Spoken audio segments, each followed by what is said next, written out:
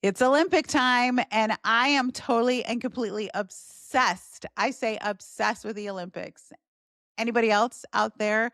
And I'll tell you what I love about the Olympics. And it happens to me every single 2 years. It doesn't matter if it's winter or summer Olympics. I get totally enamored with people's ability to work for 4 years behind the scenes, no applause, very often in the early morning and late at night, practicing with the intention to win something 4 years out. And sometimes something that's only like 2 minutes long, 2 minutes long. That, my friend, is definitely worth studying. And we're going to break that down today on Fix This, Grow Fast. If you're a business owner, you are going to want to join this conversation. My name is Genevieve Scory. I am a former C-suite executive of a multi-$100 million brand. And I was in charge of the executive sales strategy as well as the sales training and enablement.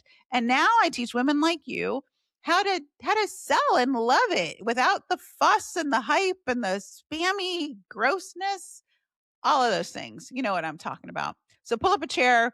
You are welcome here if you want to improve your business one subject at a time. And today we are improving our desire to be busy versus making progress. That's what we're talking about today.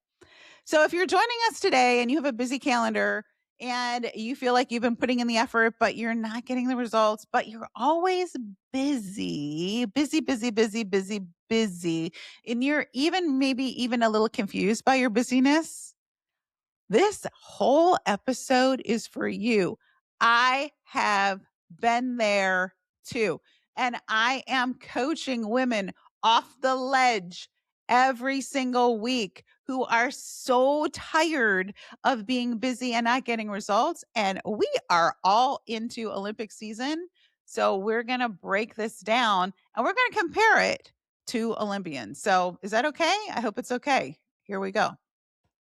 So one thing I know for sure about Olympians, and I will tell you because I am glued to all these interviews, is that Olympians are doing one thing very different than most entrepreneurs, and that is that they are training to win. They're training to win.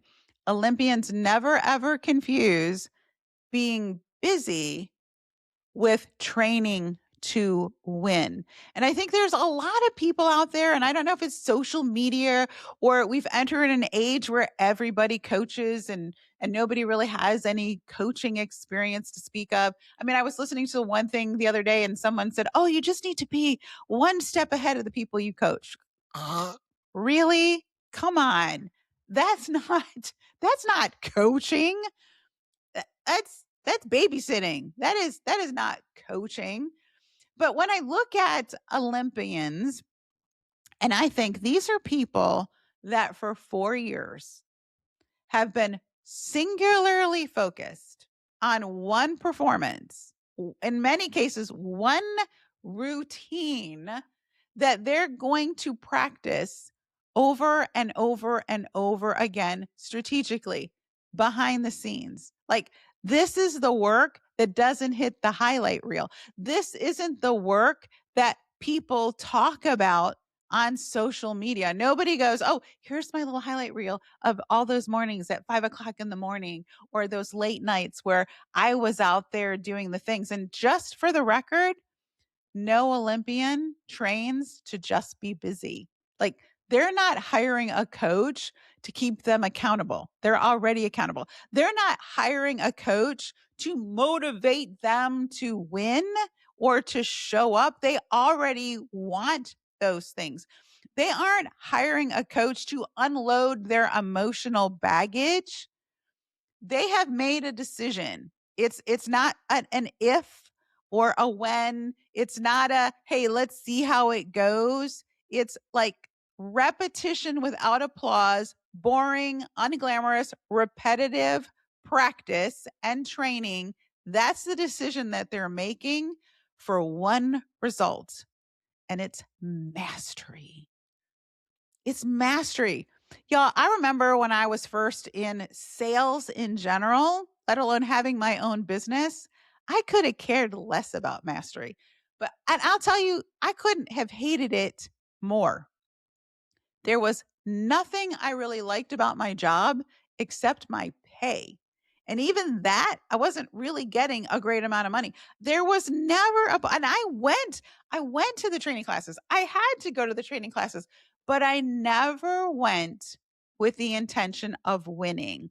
I never went with the intentional of mastery.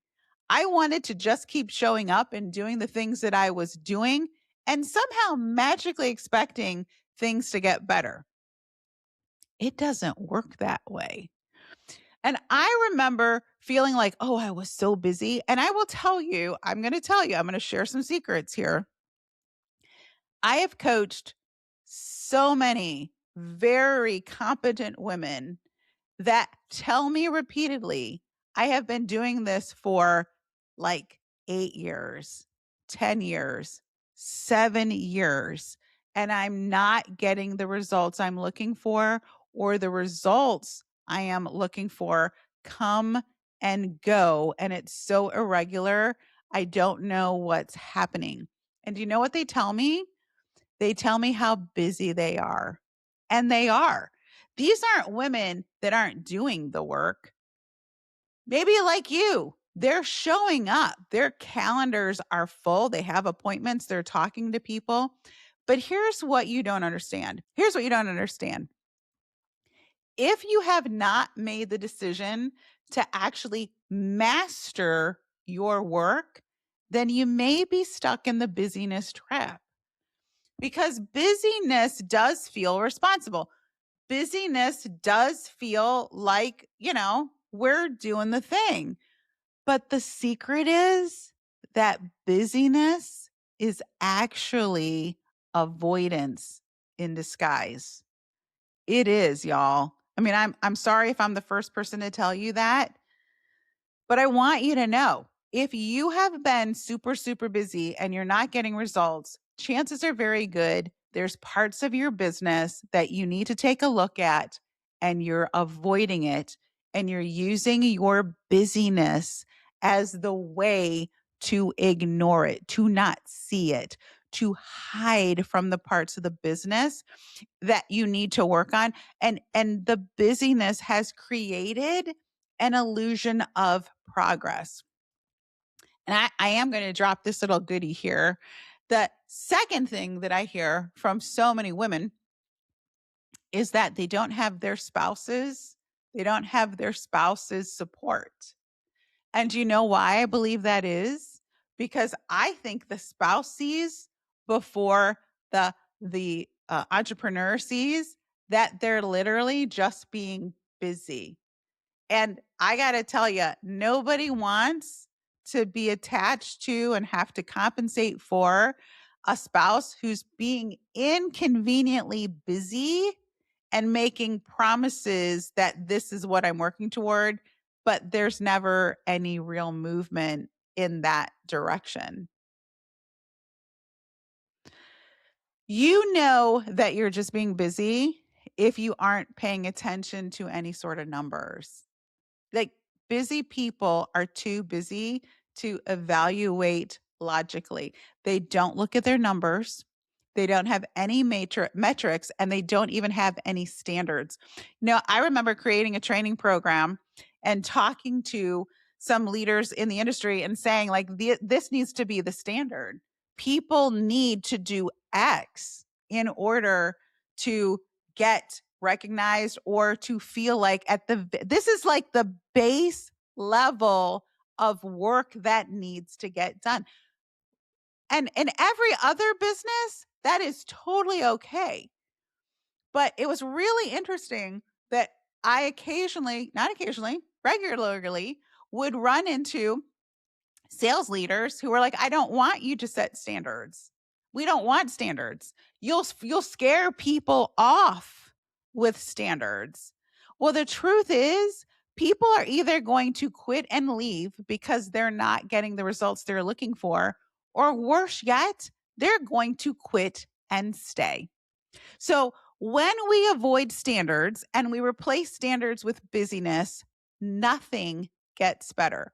You just have this hamster wheel of busyness that doesn't create mastery. So, let's talk about how do you get out of busyness? Well, the first thing is you have to put in the reps, but you have to know what it is you should be practicing. So, let me ask you a question. If you're in the Olympics and you want to win a gold medal in, let's say, skating, figure skating, one of my favorites, and you hire a coach, what do you want that coach to do? Do you want them to coddle you? Do you want to pay someone a lot of money to coach you to make you feel good about the work you're doing that's not producing results? Or do you want someone to go, aha, I know exactly what your problem is? Even if it's going to hurt your feelings a little bit, like even if they're going to say, listen, Sally, you in danger, girl. And this is why. Your triple jump, whatever that jump happens to be called, it just sucks. And we need to work on that. Now, if you're addicted to your busyness, you will go into justification mode. You will actually defend your calendar, your reason for spending a bunch of time on things you're already really, really good at. And you are going to reinforce and want them to reinforce the things that you're comfortable with. Olympians don't repeat what's familiar, they repeat what's hard. You ever watch the practice? Do you ever watch the practice? So, right before the skaters go out onto the rink, there's always this practice that happens. And very few of them practice like a single jump. Most of them are practicing their harder jumps. And if you go and watch someone during their practice time, do you know what they're practicing? The thing that matters the most. And typically, the thing that matters the most is not the thing that they're the best at. So, are we committed to our effort or are we committed to our outcomes? You see, athletes train based on results.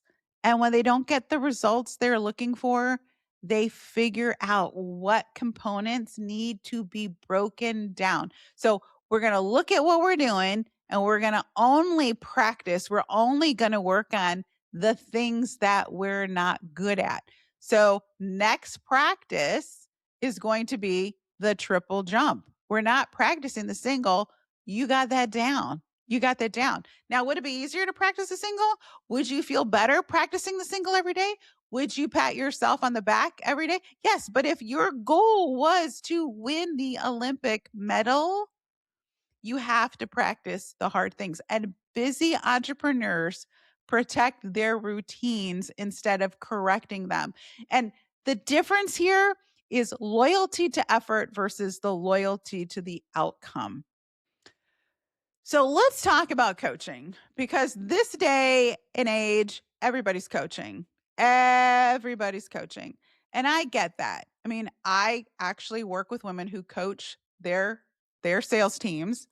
And one of the things I ask them very often is, are you willing to tell them the hard things? Are you willing to tell them the things that you are afraid might actually break them if it meant that if they adopted that behavior, they would have a breakthrough? And some are willing to do it, but most aren't, to be honest.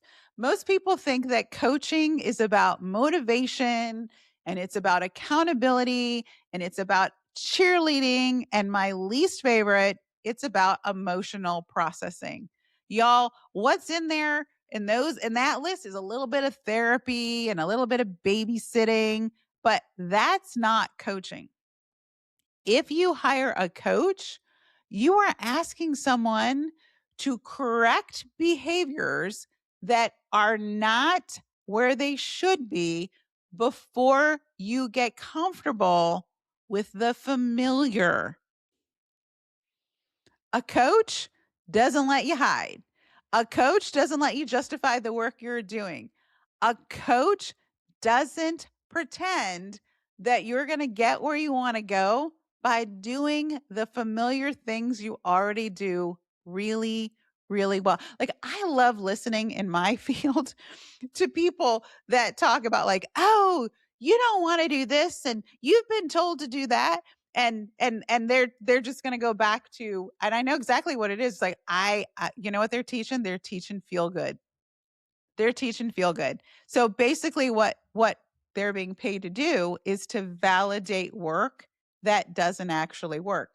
And very often that's steeped in, like, sometimes it's training, sometimes it's most of the time, honestly, I believe it's just people that are well-meaning but have a hard time getting people to understand the real work that needs to be done. And I'm not saying, by the way, that everyone needs a coach, but I am saying that if you're serious about improvement, that you eventually reach a point where you understand that you've outgrown your own self-interpretation or even your bestie's self-interpretation and her interpretation. Because a lot of times we're attracted to people that have the exact same issues that we do. So sometimes your bestie isn't the person that should be coaching you.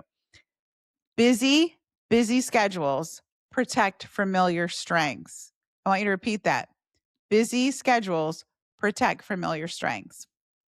And familiar strengths stop growth. And a coach is there to interrupt those behaviors. They're there to figure out and help you figure out how to create momentum from the things you're not seeing about yourself. This is why when you watch the Olympics, all of the Olympians have a coach. And I can tell you, they're not paying those people to coddle them. They're paying those people to help them execute the things that they're not great at. So if you're in business and you're terrible at getting sales, you need a sales coach that isn't going to coddle you. You need a sales coach that's going to tell you, this is how you start the conversation. You need a sales coach that's going to say, like, listen, if you don't start conversations, you'll never close conversations. You need a sales coach that'll help you find your voice when you don't want to find your voice. You need a coach who refuses to let you confuse effort with excellence.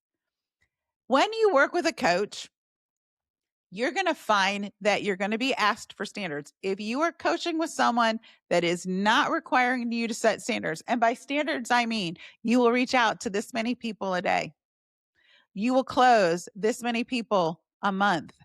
You will, and we will measure that activity, or you have a busy partner, but you do not have a coach. Standards, by the way, so many people are afraid of standards, but when you set standards, when you set clear and measurable standards, you will not only increase your results, but you actually will decrease the activity required to get the work done because you are sifting through the noise. You're sifting through the things you're comfortable doing, but that do not produce results for you. You'll have fewer priorities and you'll have higher standards. You'll have shorter to-do lists, but you'll have sharper focus. Real training looks simpler, but creates huge results. Busyness will always keep you occupied, but training to win definitely changes what you are capable of being. And that is the point. Now, before we sign off, let's talk a little bit about one thing I haven't talked about. And that is that not everybody's coachable. And that's not a criticism. I just want to save some of you some money. And I hope to create a little bit of self-awareness. Coachable people are asking to be evaluated.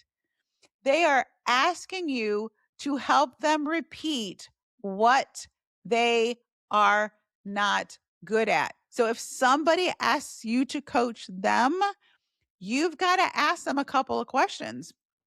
You've got to ask them, are you willing to have your work evaluated?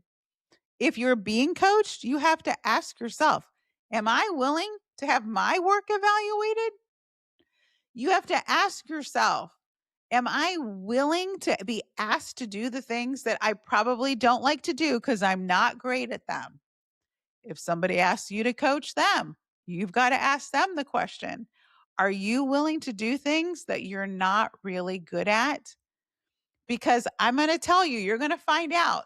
You're going to find out who's coachable and who's not, because uncoachable people protect their effort like their life depends on it. They will defend their calendar and they will explain things away instead of making adjustments. And that choice of explaining instead of adjusting decides whether you're going to stay busy or whether you're going to get coaching that works for you. The Olympians remind us of this very simple thing, that excellence is not accidental, but it's definitely not about being busy. Olympians remind us that training has standards and standards require feedback, and feedback is good because we can leverage that feedback and decide what we need to work on in our next training. And I have to tell you, this is the single reason people don't stay in training, because when it gets too close to the truth, they will opt out. And now the choice is yours. You have to decide. Is it about effort or is it about progress? Is it about doing the same thing or is it about doing those new things that are really hard but create results? It's about what you're willing to be measured by. That's what creates the results. And that's the decision you have to make. That's the choice that is open to you. And as we wrap up today, I know that some of this is new to you. I know that many of you have been coached by people that didn't ask you to do the hard work, and there's a lot of reasons for that. But I want you to know that if you're ready to take that next step, if this really resonates with you, if you are tired of working without getting results, it is time for you to look for a coach that is going to work with you in a way that creates a willingness to do the hard things on an ongoing basis. And in the coaching schools that I operate, there are 3 levels of coaching. One of them is very community based, and the other 2 are very closed and focused on you and your results all on your own. If any of that sounds like something you'd like to dig into, definitely check out the show notes, schedule a one-on-one appointment. Let's break it down. Let's test your coachability. Let's test it. Let's see if there's a fit there, and let's grow instead of being busy.